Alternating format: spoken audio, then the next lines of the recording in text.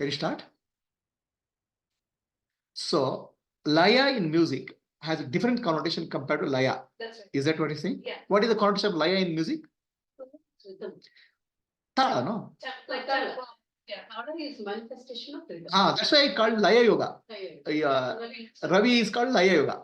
See, the actually Laya, the word Laya is not from music. It comes from yoga. Okay, it's a yoga program. The Tala was there.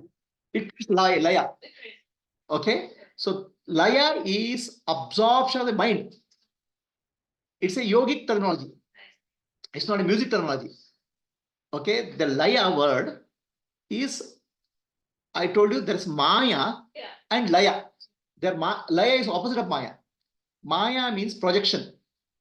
Okay, the entire world appears. The Laya means entire world gets absorbed. The example of Laya is in sleep. Sleep, the entire world is absorbed back. Okay, that is called Laya. But that Laya in sleep, you enter unconsciously. In music, Raga Tala Sahitya, if you are able to bring that Laya consciously, there's a purification happens. Which happens? Purification happens. Okay. Finally, liberation is through Jnana only. A wisdom teaching by enlightened master is for liberation. Okay. But you can prepare a person up to the point of Laya, Manolaya. So the signs of Laya are threefold. When Laya happens, you can listen to a subtle sound called Anahat Dhvani. Okay. Then it's called Bindu Nada Spanda. 3 dimensions opens up in your nervous system. Bindu means a light opens up, a subtle light. I don't know, when you sing, you feel subtle light around. Okay, that's called Laya, Bindu. Bindu is point, but that Bindu manifests as light. Nada is subtle sound, that Anahata. Vibration.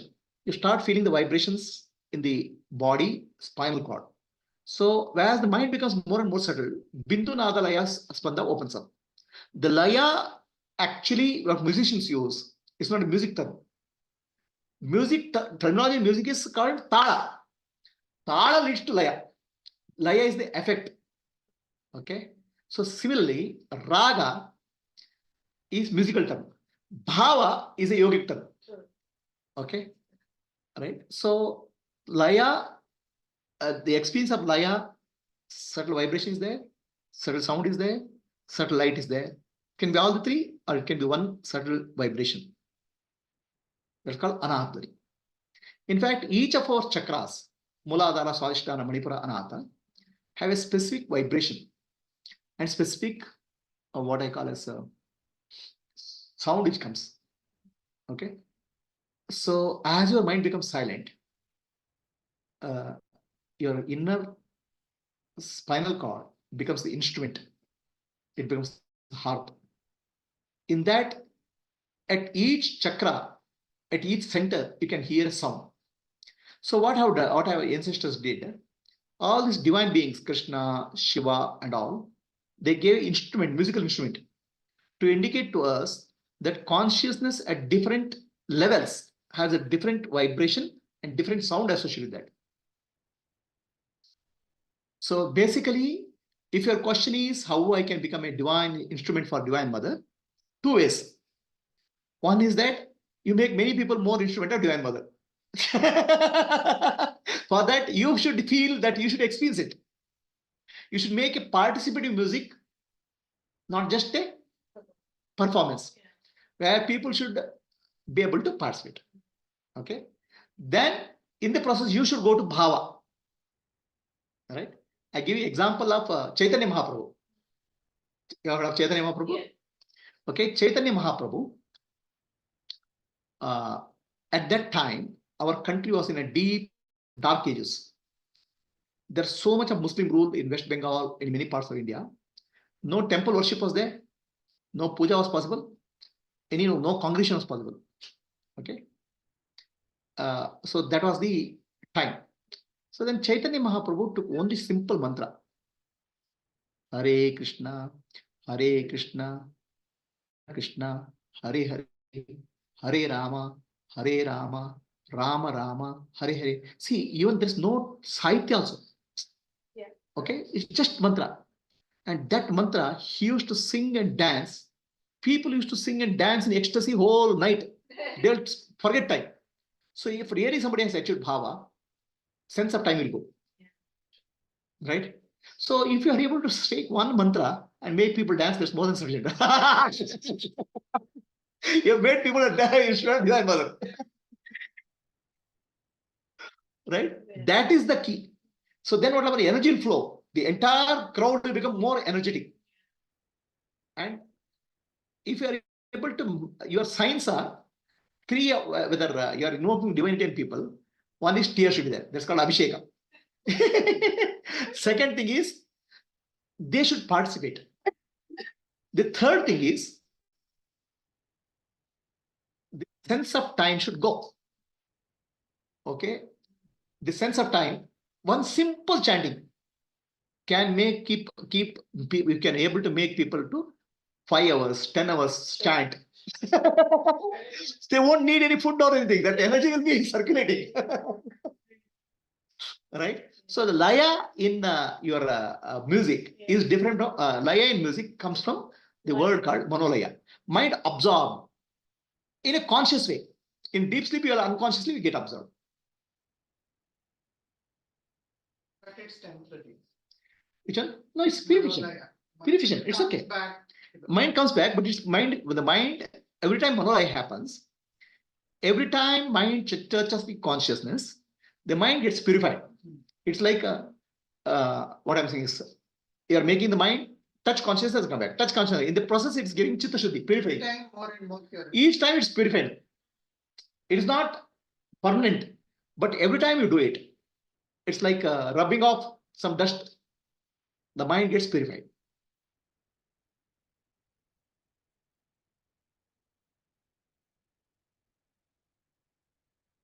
Was that answer clear? Music is very closely related to enlightenment. Okay, the music is pathway to God. Music is divine because the music touches directly the heart. Okay, and it helps in chitta shuddhi. Music purifies.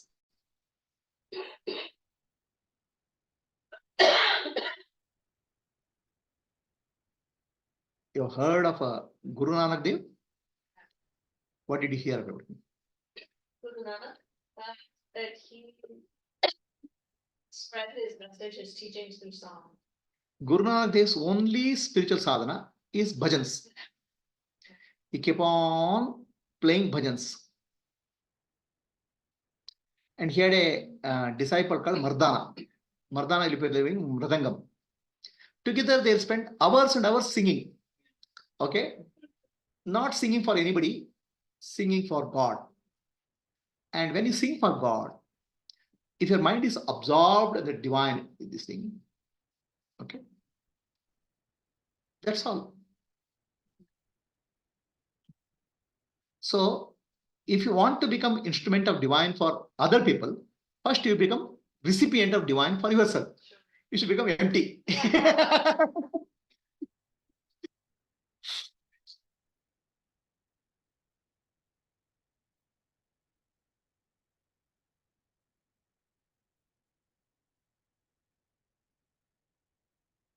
See, the music,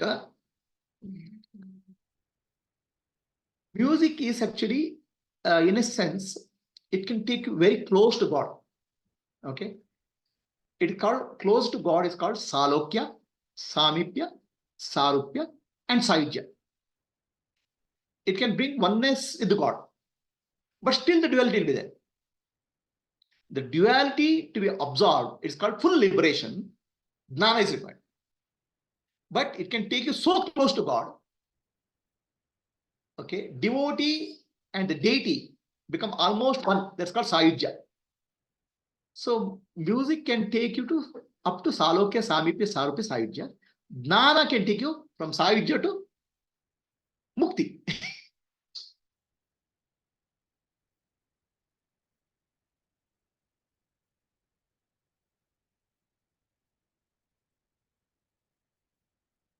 ಸಾಯುಜ್ಯ ಅಂದ್ರೇನೆ ಮುಕ್ತಿ ಅಲ್ವಾ ಪ್ರಭುಜಿ?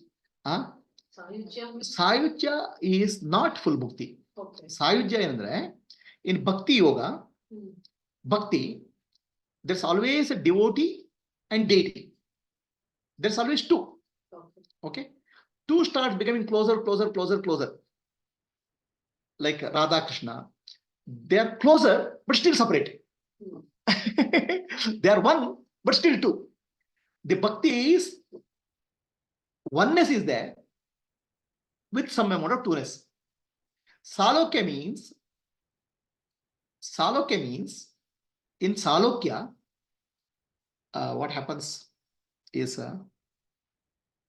you feel, I mean, that I'm sure you are all feeling when you sing bhajans and prayers, you feel very close to God. The presence is felt all around. The environment gets vibration, charged up. So divinity starts manifesting. It's called Salokya. Samipya means you start feeling that divinity closer to you, inside you. So you start feeling changes within your body, vibrations, maybe light. Okay, so you start, your body mind complex goes through various changes. Samipya. Sarupya means you at devotee, the deity's quality starts manifesting you. So now here it's important, Sheila, you have to understand that ultimately you sing in various deities, but finally you have to tune to one deity. Okay, it's important. You can, everything else, you may, as a musician, you may sing so many deities, but finally you have to have a close relationship with one deity. Okay, that one deity qualities will manifest in you. That's called Sarupya. Take an example of Rama. If Rama is a deity, the quality of dharma starts manifesting in you. Okay, so let's say take Shakti, Durga Ma. Durga Ma is your deity, then you start become very, very energetic. Okay, Saraswati Ma is your deity, then you become, the wisdom starts flowing through. So the divine quality starts flowing through in Sarupya. Then comes the Sayujya. Sayujya means you feel, Salokya means your deity is closer to you, and that I'm sure you would have felt. When you sing, you feel that environment is charged. Samipya means some changes happen within you. Sarupya means the deity quality starts manifesting in you. Sayujya and Sarupya. Sayujya means you feel one with the deity, still separate. The two-ness is there and oneness is there. So the example for that is like I have 5 fingers.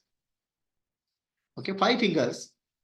Okay, the fingers are separate from my hand. Fingers can move separate from my hand, but still part of my hand. Sayujya is level where you still feel separate, but still part of the whole. That's called Sayujya.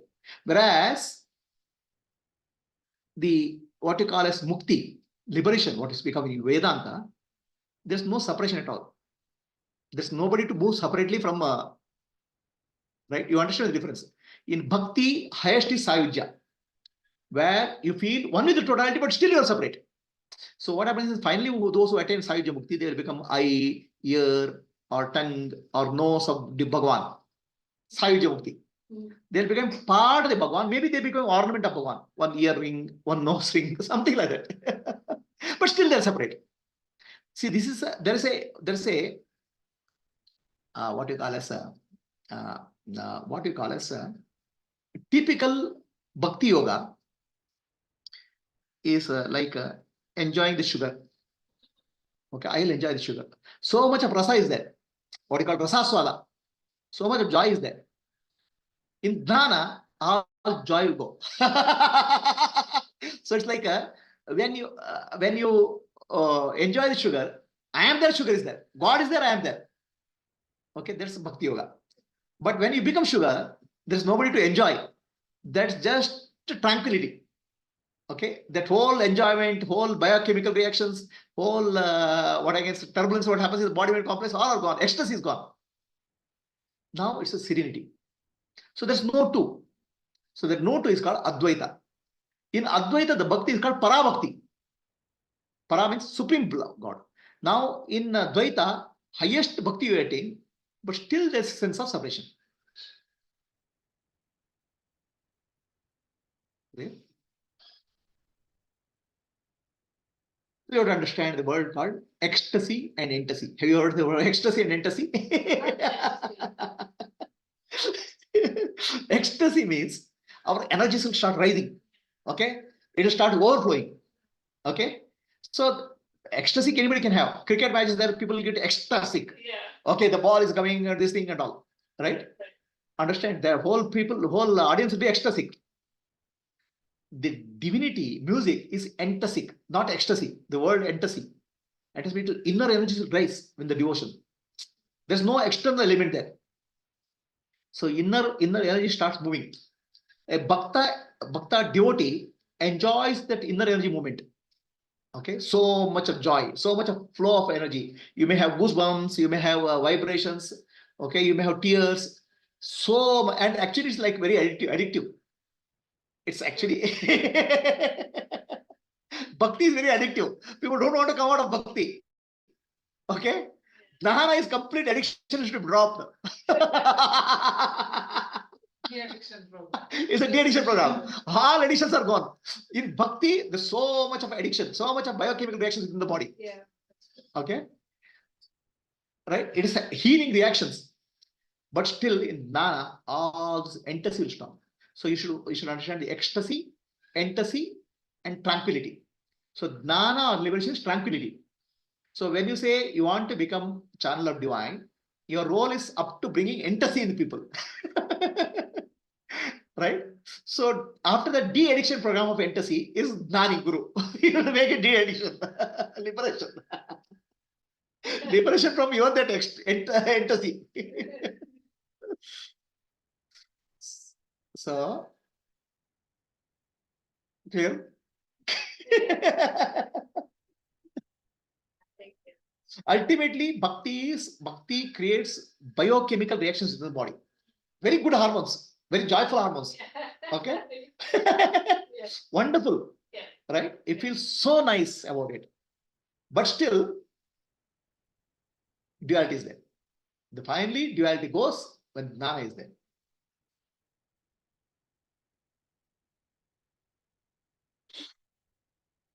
Thank you. Any questions?